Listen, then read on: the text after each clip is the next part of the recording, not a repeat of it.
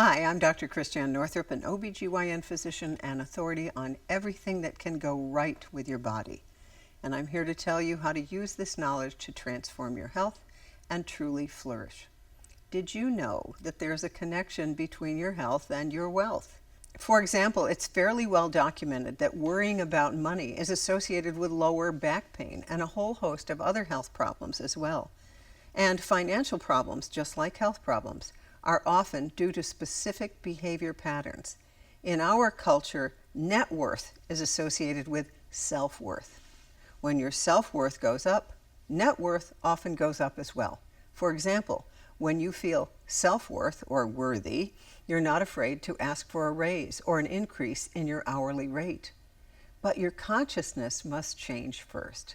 In this video, I'm going to help you understand the money-health connection, give you ways to identify if you have issues around money or not, and share my tips for creating health through money wisdom. So, what is the money-health connection? Research repeatedly indicates that financial health and physical well-being go hand in hand. A 2015 survey conducted by one of the largest banks in the United States revealed that 81% of respondents found other goals much easier to achieve when their finances were in order. 70% stated that good financial health had a positive impact on their physical health. According to a CDC survey, the greater one's income, the lower one's likelihood of disease and premature death. In fact, socioeconomic status is now viewed as a determinant of health rather than a mere correlate. Money is tied to our basic will to survive. We are hardwired to want to feel safe, and in our society, money is what makes us feel safe.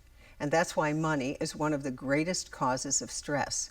And money stress, like other forms of stress, can cause health issues. Prolonged stress increases cortisol levels and can trigger unhealthy habits, such as eating fatty and sugary foods and drinking too much alcohol and lacking enough sleep. It leads to health issues like weight gain, high blood pressure, obesity, type 2 diabetes, and heart disease. A 2018 study by UCLA, Duke, and Drexel universities documented significant increases in blood pressure during the 2008-2010 recession, especially true among younger adults in the workforce and older homeowners whose home values were declining. Mental health issues occur too, and they're related to attitude, behavior, emotional stability.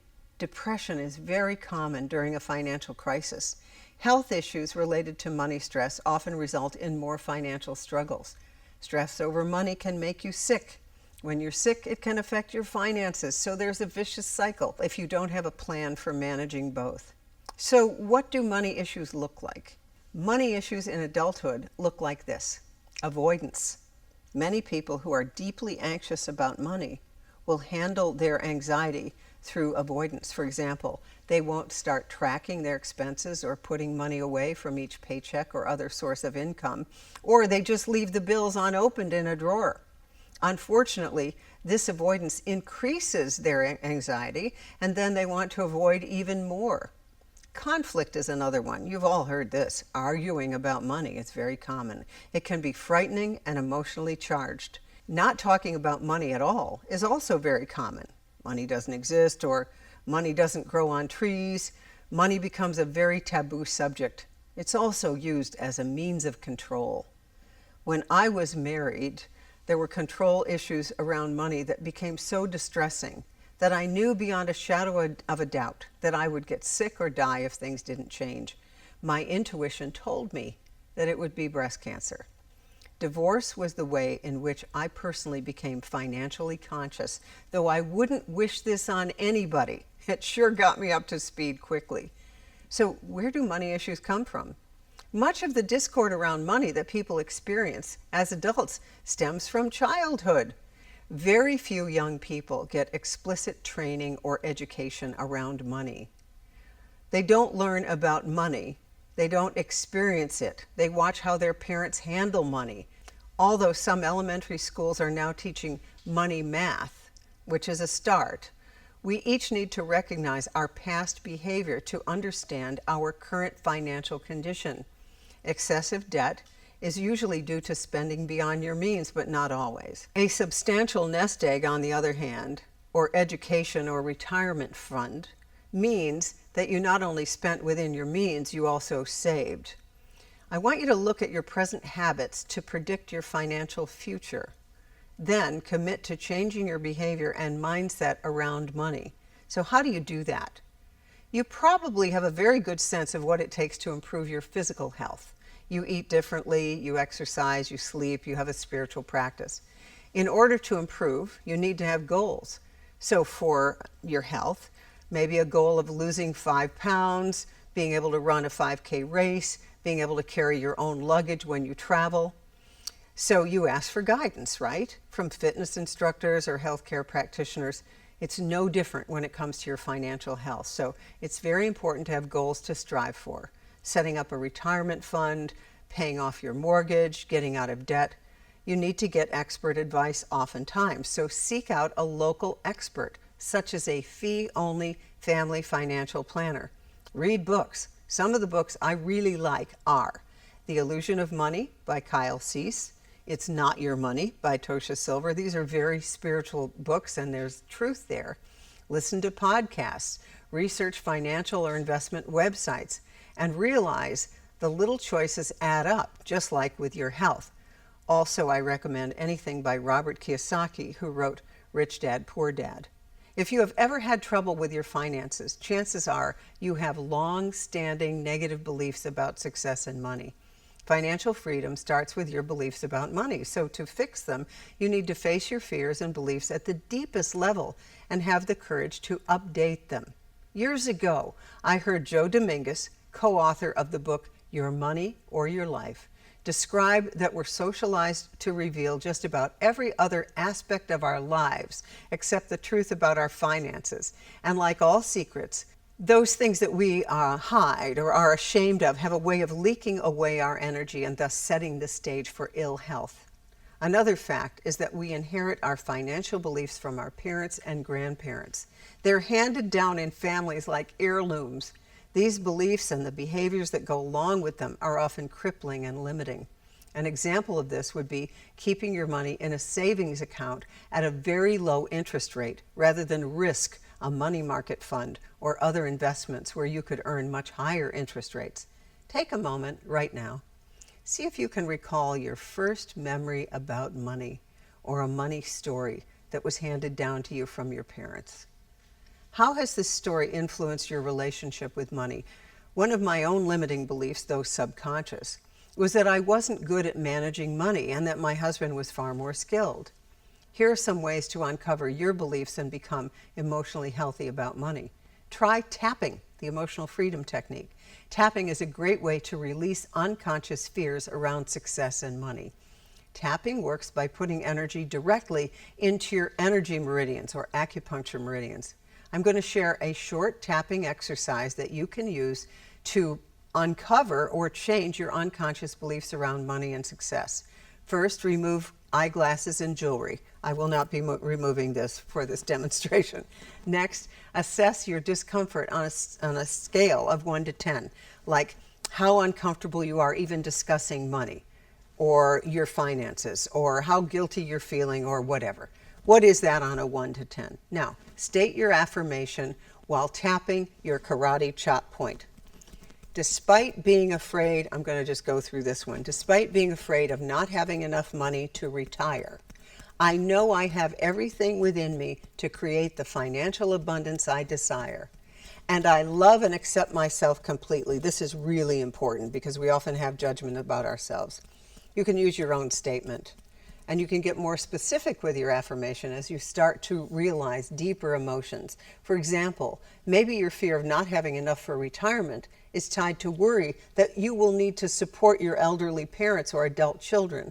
Use your fingertips to tap through the basic sequence while stating your affirmation. So, even though, this is the eyebrow point, even though, side of the eye, I am worried about money, under the eye, I love and appreciate myself right now, under the nose, the chin, collarbone here, and then under the arm, top of the head. You go through the sequence 2 to 3 times. And by the way, these points are very easy to find. They're everywhere on the internet. It's inner eye, outer eye, under the eye, under the nose, under the chin, clavicle here, and then about the bra line for a woman. Okay, and then here. And then you take a deep breath in and exhale. Put your hands over your heart and honor yourself, your emotions, and your desire of what you'd like to create. You can learn more about EFT tapping from my friends at the Tapping Solution. Also, use visualization. Are you saving for long-term goals like retirement? It can be difficult because it can seem so far off and theoretical. So I want you to do the following. Picture your 70-year-old self or your 80-year-old self or your 90-year-old self. Visualize your future lifestyle with all the details. What's your daily routine like? Your diet, the vacations you want to take, where are you living? This can help put things in perspective and keep you on track to turn your vision into a reality. Now, employ the law of attraction. Create a ritual to help you attract money.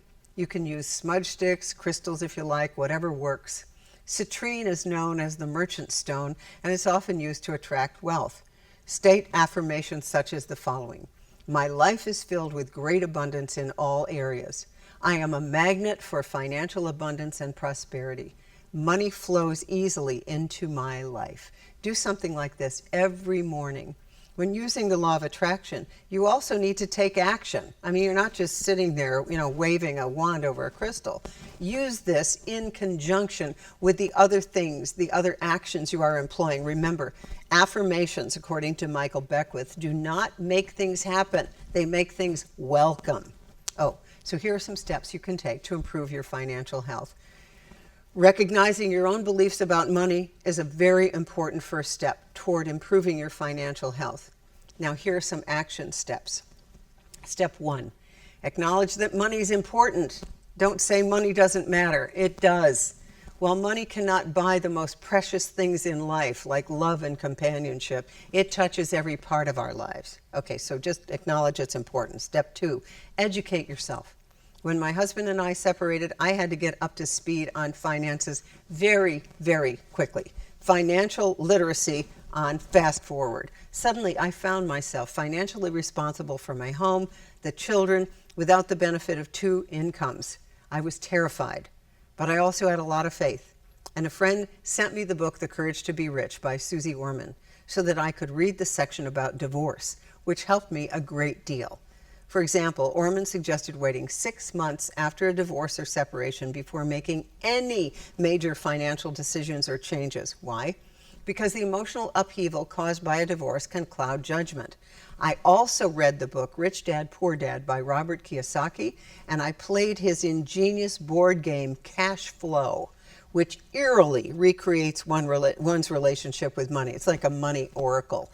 And I found his work most enlightening, as I learned that those who are self-employed work the most and pay the most taxes. I was well on my way to true financial literacy as I learned these things. Step 3, get a source of money that's your own. Get a job that engages your creativity, intelligence, and talent. It can be part-time. Be sure to open a bank account in your own name only, one that is not monitored by a spouse or other family member. If you feel that you need to keep this account secret, ask yourself what that means about your relationship. If you have to keep secrets about money to avoid being controlled, do you actually have a true partnership? Now, decide how much money from your salary will go into the household account. Make sure you pay yourself too. Set aside a fixed amount for you to invest for yourself or spend in other ways. Step 4, create and manage a budget, but make sure it allows for purchases that are frivolous in nature or would maybe seem frivolous. These might include a good cup of cappuccino or fresh flowers. Splurges that bring you fulfillment. They don't need to be expensive. Just choose things that nourish your spirit. Do not let your spouse or anyone else assume all the responsibility for your important financial decisions. When one member of a couple makes all the financial decisions, it puts the other member at risk. And it may also lead to acting out. Now, this is one of the main reasons why one member of a couple may overspend or run up credit card debt that she or sometimes he hides from the other spouse. Step 5, take note of your spending patterns, because they're kind of like food cravings. If you find yourself having spending cravings, you know what they call retail therapy, this is usually a sign that some other important nutrient in your life is missing. We usually compensate ourselves lavishly to distract ourselves from pain and deprivation somewhere else in our lives. It has also been my experience that women who are in recovery from eating disorders, such as bulimia, often transfer their binging behavior to shopping. Step 6, continually ask yourself the following questions. Do I have the courage to be rich? Does that make you uncomfortable? Because you've heard that rich people are mean and stingy? What have you heard about being rich? Because in almost every mainstream Hollywood movie, there is someone who has money who's of bad character. It's almost as though we are trained to think that something's wrong with rich people. Okay, can I manage my finances on my own without my husband, father, brother, or a man taking care of the details? Remember, a man is not a financial plan, says Barbara Stanny, who wrote Prince Charming is Not Coming. There's a myth I'd like to shatter right now. Men are not necessarily better at handling money than women. In fact, one of my financial advisors told me that women often make much better investment decisions than men. Women are more willing to admit that they've made a mistake and thus change course. You have to ask yourself, have I developed enough inner wisdom and self-confidence to trust my instincts about my own money? Follow the steps I've outlined here. Your answer to these questions will be yes, and when it is, you'll be on your way to financial health. Remember that our fixation with money, the desire for more and the fear of not having enough of it, is hardwired in our brains because of our primal need to feel safe.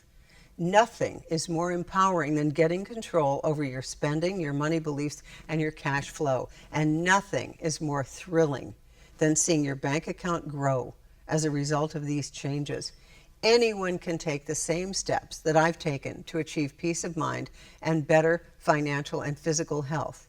The first step is simply knowing you can do it. Now, there's one more thing that I'd like you to know about money. Money issues go into the second chakra, here, the pelvis, where the uterus and the ovaries are. This area of the body is affected by your beliefs and your behavior around money, sex, and power. And so that's why, as a gynecologist, I'm very interested in a woman's relationship with money, and you should be too. For more inspirational tips, visit my blog and explore drnorthrup.com, where you will find wisdom for your body, mind, and spirit. Visit daily to discover the connection between your thoughts, beliefs, physical health, money, and life circumstances. And remember, you are in the driver's seat of your health, and you have the power to make profound changes.